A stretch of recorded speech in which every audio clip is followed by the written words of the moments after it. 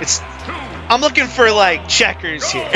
Donkey Kong, K. Rool. Yeah. These are not these characters. This is what Smash was meant to be.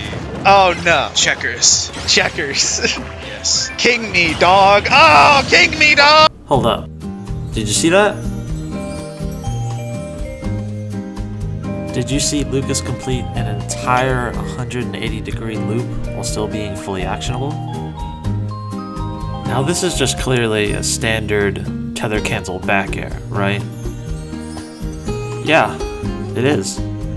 But what would you say if I told you doing this can threaten this entire area? Crazy, right? You want to cover high? Go high. You want to cover low? Go low. Tether canceling gives you a lot of freedom when you're edge guarding.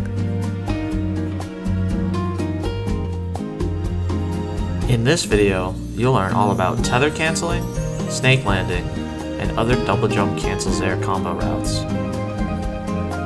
Welcome to my advanced Zair guide.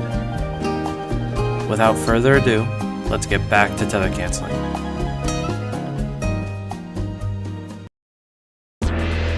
So now, I'm going to go a little more in depth on tether canceling. Talk about how you can use it offensively and then how you can use it defensively. While hanging on to tether, you can easily tether cancel and pull a reversal on your opponent if they decide to try to edgeguard you. You can also tether and then cancel said tether in order to reposition so you yourself can hit an edgeguard. I do want to mention one quick thing. Just like with most of the things Lucas has, there's no concrete way of using tether canceling. It's something that you just gotta feel out and understand. This guide is just showing the basics of it. It's up to you to get creative. With that being said, that's kinda it. There isn't much to this other than it's just really handy in some situations. The only thing I could really find in terms of defense is stalling out limited buffs. On auto arts, deep breathing, and Arsene, just to list a few. You could easily stall most buffs out by just sitting on the ledge.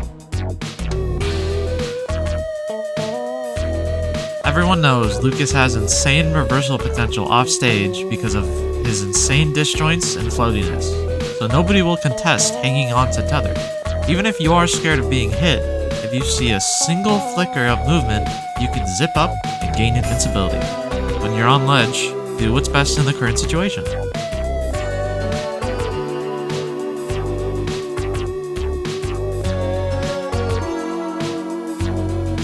There's one more thing you can do offensively with tether canceling, with punishing. Say you're on the ledge waiting for angel platform invincibility to run out and your opponent does something to try to hit you.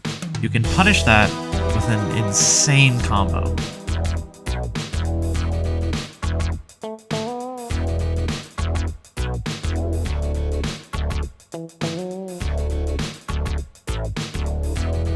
These rising Nair combos have been talked about more in depth in my advanced Nair guide. Go check it out when you can. Anyways, that's it for tether canceling. Like I said before, there isn't much to it, but there are ways to utilize it. And trust me, Lucas needs it. On to snake landing.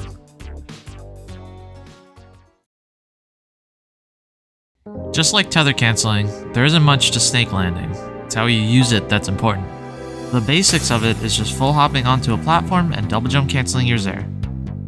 Since Zair barely has any end lag, you're able to quickly land on the platform and act almost immediately.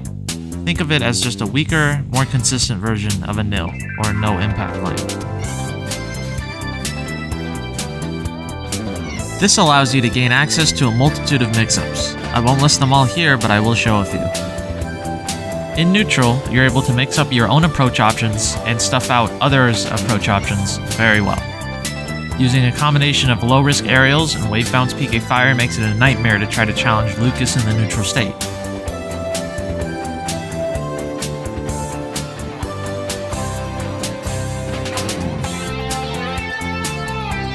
I will say players are able to punish this kind of movement, so be careful of using it in the wrong situation. That's all for snake landing. It's a simple movement tool that requires creativity and situal awareness to use effectively. Now it's time for the moment you've been waiting for.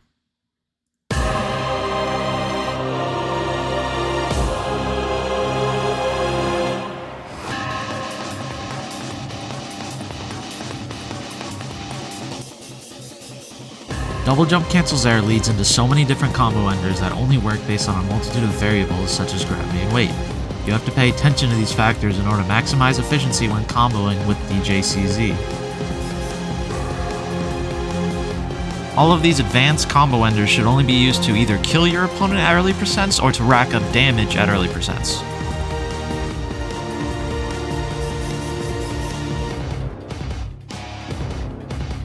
The first combo ender I will be going over is down air.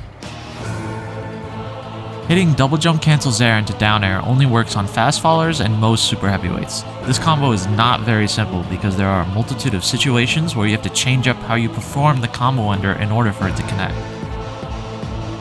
You also have to make sure on the very last DJCZ you are very close to your opponent so you have time to connect the down air. Thankfully, this part is universal when talking about double jump cancel Zair into down air. We are now going to be switching over to up air out of a DJCZ. This combo only works against super heavyweights that aren't fast fallers and floaties. The point of this combo is to rack up percent by performing a Zair train into an up air train. You have to be careful as to not up air at the wrong percent though, or else the train will drop. You have to DJCZ until up air trains start working, which is around 30%. I am now going to talk about DJCZ into back air.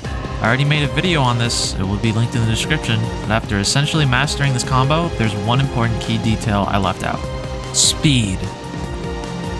Sometimes you don't have to rush Zair trains, you can slowly chain them together.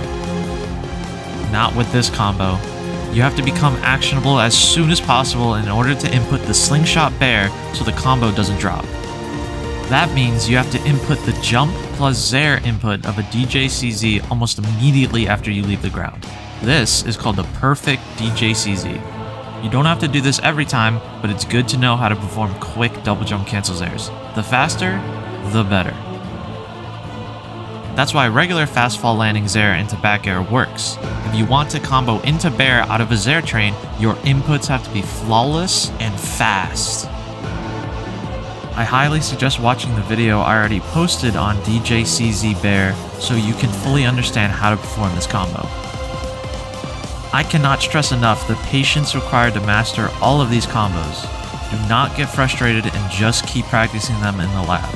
If you don't have the training mod, practice against the CPU.